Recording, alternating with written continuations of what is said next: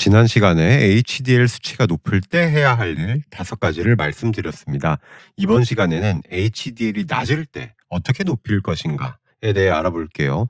영상의 순서는 가장 적당한 HDL 수치를 먼저 알려드리고 HDL의 역할을 알기 쉽게 설명드릴 겁니다. 다음으로 HDL이 낮을 때 살펴보아야 할 질환 5가지를 알려드릴 거예요. 그리고 나서 HDL을 올리는 기본 전략을 제시하고 제가 강조드리고 싶은 HDL을 올리는 건강 습관 3가지를 말씀드릴 겁니다.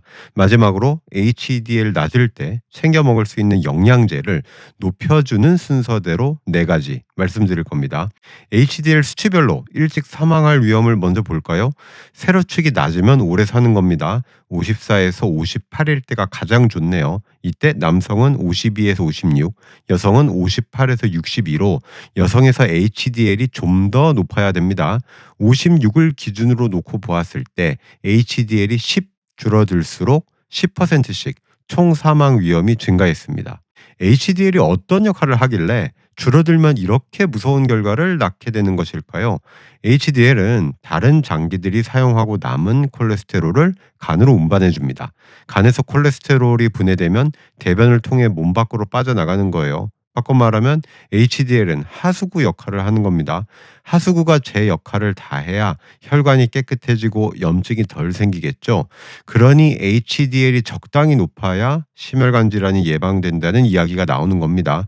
HDL 낮은 기준을 남자 40 미만, 여자 50 미만으로 봤을 때 한국인 10명 중 3명이 HDL이 낮습니다. HDL이 낮으면 심혈관 사망 위험이 2배까지 증가합니다. 그런데 HDL이 감소하면 발생이 증가하는 다른 질환들도 많습니다. 첫 번째는 암입니다. 특히 백혈병 같은 혈액암의 경우 HDL의 갑작스러운 감소와 연관이 커요.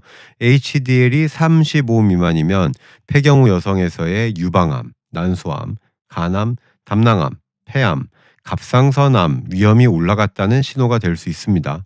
두 번째 질환은 치매입니다. 40 미만이면 치매 위험이 10% 올라가요. 세 번째는 갑상선 항진증입니다. 참고로 HDL이 너무 높으면 갑상선 저하증과 연관이 있어요. 그래서 갑상선 항진증을 약으로 치료하면 HDL이 평균 6 오릅니다. 참고로 갑상선 항진증 전 단계 있잖아요. 이 경우는 치료를 받아도 HDL 수치가 늘어나지는 않습니다.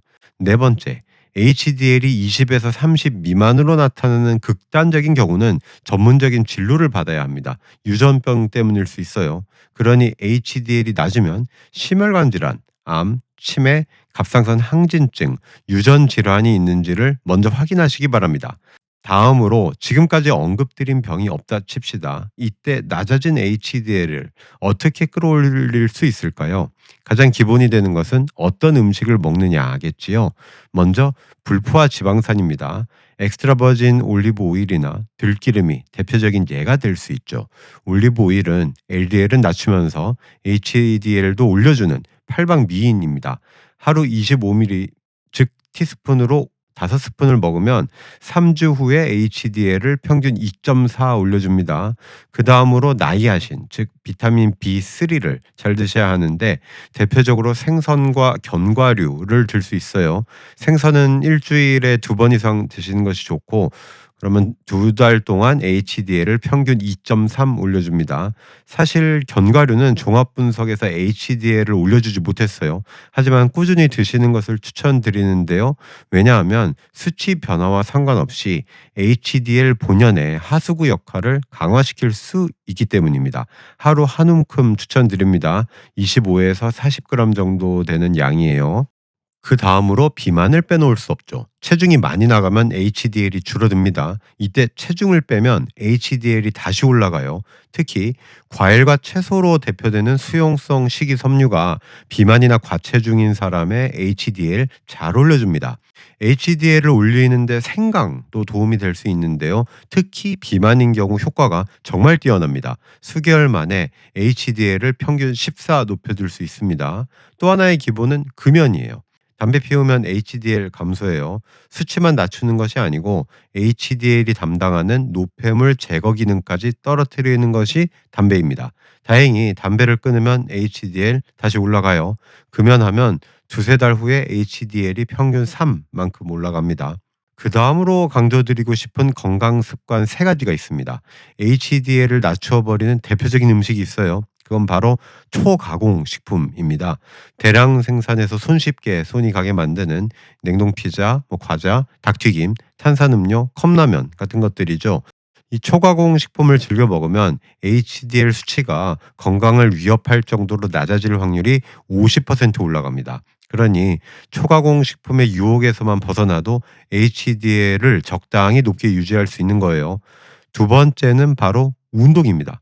특히 유산소 운동이 좋은데요. HDL을 높여서 양을 증가시킬 뿐만 아니라 품질도 증대시킵니다. 참고로 시간 제한 식이법 같은 간헐적 단식과 함께 유산소 운동을 시행하면 두세 달 동안 HDL이 올라가요. 꾸준히 하면 더 올라가리라 믿습니다.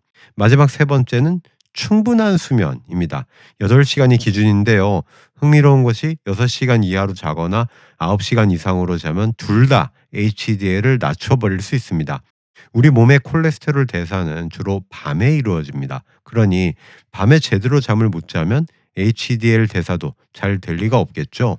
또 필요 이상으로 길게 자면 몸에 염증을 일으킬 수 있습니다. 이때도 HDL 대사가 악영향을 받는 거예요. 자, 이제 마지막 순서입니다. HDL을 올려주는 영양제, 효과 순서대로 네 가지를 소개해 드리겠습니다. 1위는 바로 폴리코사놀입니다. 원산지는 쿠바에서 난 것을 고르셔야겠습니다. 쿠바 말고 이탈리아, 중국, 독일, 미국산 폴리코사놀은 HDL 상승 효과가 나타나지 않았어요.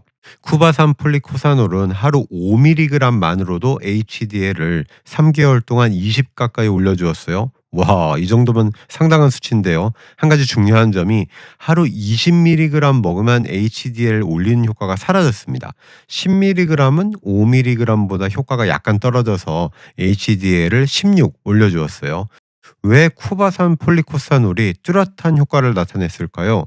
쿠바에서의 사탕수수 추출 방법이 다른 지역과 다를 수 있고요.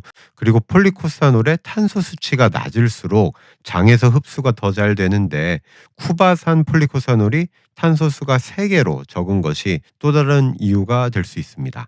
2위는 베르가못입니다. 베르가못은 귤과 레몬의 자연 교잡을 통해서 생긴 과일이에요. 수개월 내에 HDL 6 높입니다. 3위는 베르베린입니다. 메자나무, 양귀비로부터의 식물성 알칼로이드를 뜻하는데요. 수개월 동안 복용하면 HDL 4 올려줍니다. 4위는 쌀에서 자라는 붉은 누룩에서 추출한 발효물질인 홍국입니다. 수개월 동안 역시 HDL 3 올려줍니다. 정리를 해봅시다. HDL이 40 미만으로 낮아지면 먼저 질병 여부부터 체크하세요. 심혈관 질환, 여러 종류의 암, 치매, 갑상선 항진증, 유전 질환들이었습니다. 비만이라면 체중 감량부터 하시고요. 담배를 피운다면 금연해야죠. 낮아진 HDL이 올라갈 겁니다. 다음으로 잘못된 건강 습관을 고쳐야 됩니다. 초가공식품을 멀리하고 유산소 운동을 규칙적으로 하세요. 8시간의 충분한 수면도 적당히 높은 HDL을 유지시켜줍니다. HDL을 올려주는 음식으로는 올리브오일, 들기름, 생선, 견과류가 있었습니다. HDL을 올려주는 영양제는 쿠바산 폴리코사놀, 베르가못, 베르베린, 홍국 4가지를 추천드릴 수 있겠네요. 다음 영상에서는 중성지방의 가장 좋은 수치는 어떻게 되고 또 약 없이 어떤 방법으로 관리할 수 있는지 알려드리겠습니다. 살루